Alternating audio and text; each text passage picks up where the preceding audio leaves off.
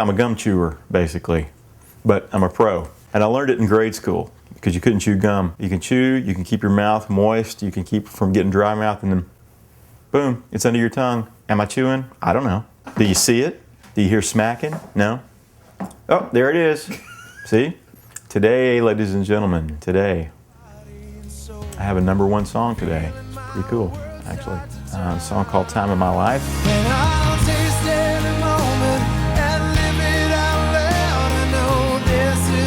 It's a contest winning song. After 31 years of writing songs, I entered a song contest, $10. I think I'm gonna make a career out of entering song contests. That's kind of what my life is anyway. It's all been one big song contest, you know, it's just to see who can, it's just that I'm in the running with all these other songwriters, and at least this way people voted, and that was pretty pure. Most of the time it's producers and artists, record label people, someone's cousin, someone's brother-in-law, marketing guy, a wife and a husband, and you know, and they are the ones who make the decision on what songs get recorded. This is very pure. You put 20 songs up on a website, people go vote for them, and whoever's got the most votes at the end of the day wins. And I like that, actually. That's pretty cool. When I was about 9, I got interested in songwriting. One of my cousins sang Desperado. Something just rang a bell with me that that's what I wanted to do. And I wrote my first song really that month and performed it the night I wrote it, actually. My mom figured out the chords, and that began my songwriting passion. In about 7 years, I had 21 #1 songs, 200, 300, 400 songs recorded, and I was writing and producing for other people, and it was not a bad way to make a living. Kind of burned me out because I was really an artist at heart, and I wanted to write a certain kind of song. Went off and did a solo record on my own. Got the record signed to Universal. Had a single going up the charts. Getting calls every day. Hey man, can you go tour with this band? Can you tour with this major artist? And in the middle of that, I went to China. My wife and I went to adopt a little girl. When I got on the plane, my single was at 15 with a Bullet.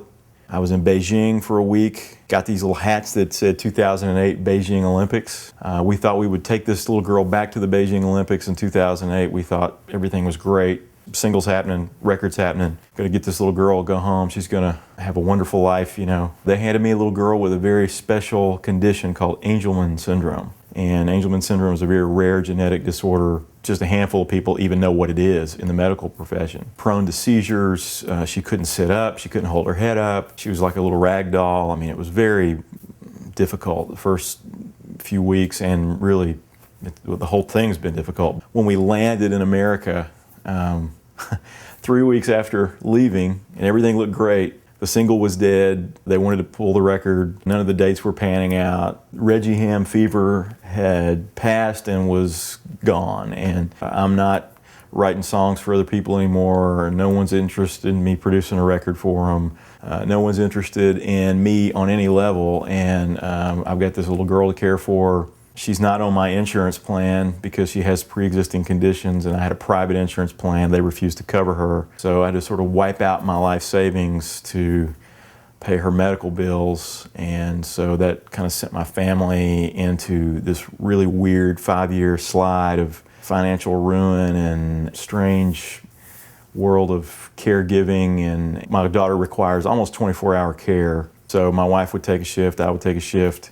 I would go out and play a club. My wife would, you know, went to work at a company that would provide insurance. Yeah, my wife was a radio promoter. She had promoted singles for acts like Tim McGraw, LeAnn Rimes, and she actually had left that career about a year or so prior to us going to China. When we got home, she jumped right back in and said, let me go get a job, you know, that will provide the insurance so you can work. Which, I mean, you know, what a sacrifice. But I did. I basically became a house dad with my daughter, and I would get her up in the morning and get her breakfast, and I would sit her next to the piano and write songs. I would put her in the car and take her down to Music Row, and we would do song meetings, and I'd pitch songs with her. I'll never forget the day I took her into a song meeting. I was singing, and she started going, ah, singing along, and that's just awesome because she's nonverbal, she can't speak, but she was trying to sing with me. It was really sweet. I kept working, I kept trying, I kept doing everything I thought would be the thing that would break me through, and nothing worked. Nobody interested in me producing, nobody interested in me as an artist. Just a couple of supporters, a great manager who kind of stuck with me the whole time. Didn't make any money, just hung out. My wife and my kids and my manager, that was my team. My daughter is obsessed with television, and she has been since we brought her home, and that's like the only thing that kind of calms her down and centers her, focuses her. Idol is on 1 year. And my wife and I are talking in the kitchen. We hear my daughter in the other room just cackling, laughing. She's laughing at the bad singers. And so we looked at each other, and when we find something that she responds to like that, we just kind of hang on to it. So we made sure every Tuesday, Wednesday, whenever it was on, we had it on American Idol. She was there watching it. As the singers got better, she's sort of like totally lost interest in it. But my wife was like hooked and into it. My wife said, "Why don't you enter the American Idol songwriting contest?" Why not? I got nothing to lose, you know? I went down to my office and I was going to try to write this triumphant, stand on the mountain and I've made it kind of song, and I couldn't do it. I simply couldn't do it. It didn't ring true to me. There wasn't anything about it that I believed anymore. What I had been through just led me to lines like, "Holding on to things that vanished into the air, left me in pieces."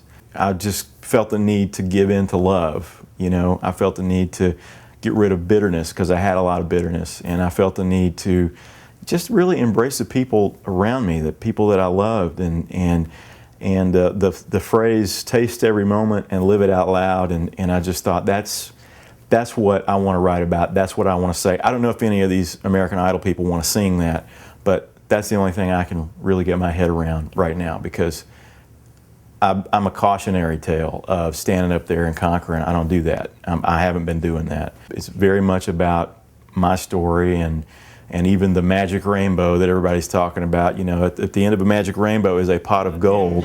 And it's what the leprechauns chase, they say. Rainbow on the horizon. Now, a lot of people talk about that line, the magic rainbow line, and I don't know.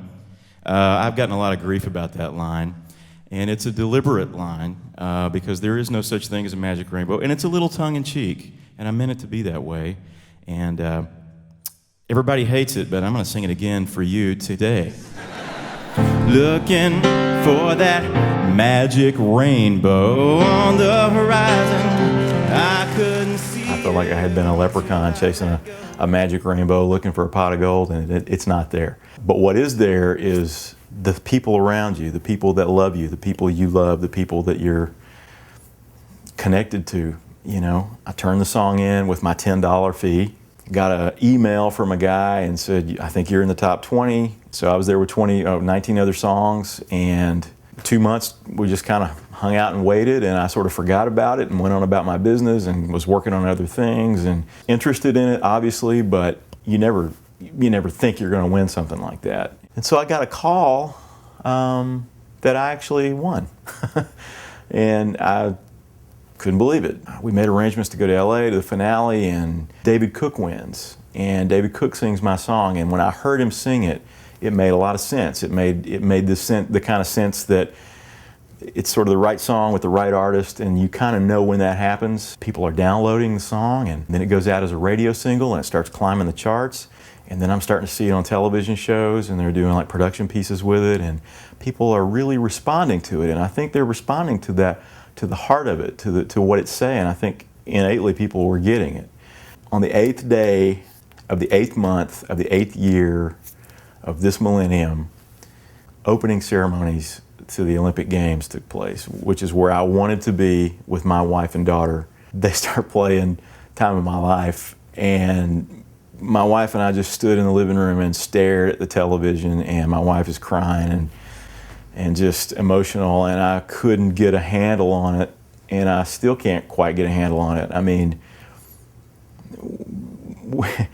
we wanted to be there. We thought we would be there. I'm seeing all these little girls that look like my daughter. My daughter's sleeping in the next room, and it's in China, and the girl that I brought home from China is one of the reasons behind this song. And we couldn't go there, but the song was there, and the song was like talking to the world, and all the great things that have happened with this song. I mean, that was a moment I'll never forget. It's the kind of moment that maybe you get once in your life if you're lucky. And it's the kind of moment you don't even know what to do with when you do get it, you know, and that was amazing. It felt like God kind of pulling the curtain back a little bit and going, hey man, look what's back here. It's all okay. It's all gonna be okay. It was just sort of the great completion to, you know, five hard years that spawned this song. Things are so good right now that I am scared I'm gonna hit by a bus. So I'm really like worried because that's the nature of creative people. Anytime things are good, I'm really worried. So, but that's kind of the story in a nutshell. That's sort of the ABCs of the whole me and everything.